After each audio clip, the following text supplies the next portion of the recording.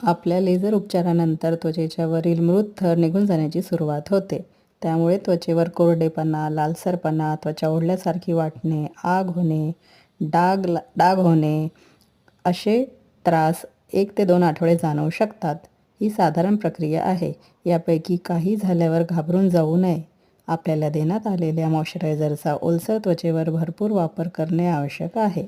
चांगल्या रिझल्टसाठी त्वचेची पिलिंग होणे आवश्यक असते. त्यामुळे वरील परिणाम तात्पुरत्या प्रमाणात जाणवू शकतात. त्वचेच्या स्वास्थ्यासाठी बाहेर जाताना उन्हापासून संरक्षण करण्यासाठी स्कार्फ वापरावा किंवा दर 2 तासाला सनस्क्रीन वापरावे. उपचारानंतर पिलिंग पूर्ण होईपर्यंत फक्त क्लिन्झर व मॉइश्चरायझरचाच वापर करावा. पिलिंग होत असलेल्या जागी घासून काढण्याचा प्रयत्न करू नये. घरगुती उपाय, स्क्रब, मसाज इत्यादी टाळावे. प्रत्येक रुग्णामध्ये पिलिंगसाठी लागणारा वेळ वेगवेगळा असतो. ही सर्व प्रक्रिया होत असताना अत्युच्च रिझल्टसाठी धीर किंवा पेशन्स खूप महत्त्वाचा आहे. डॉक्टरांनी आपल्या उपचारासाठी योग्य पद्धत निवडली असून आपल्या पेशन्स, विश्वास व प्रतिसादावर पुढील रिझल्ट अवलंबून राहणार आहेत. आपल्या उपचारानंतर रिझल्ट येण्यासाठी वेळ देणे आवश्यक आहे.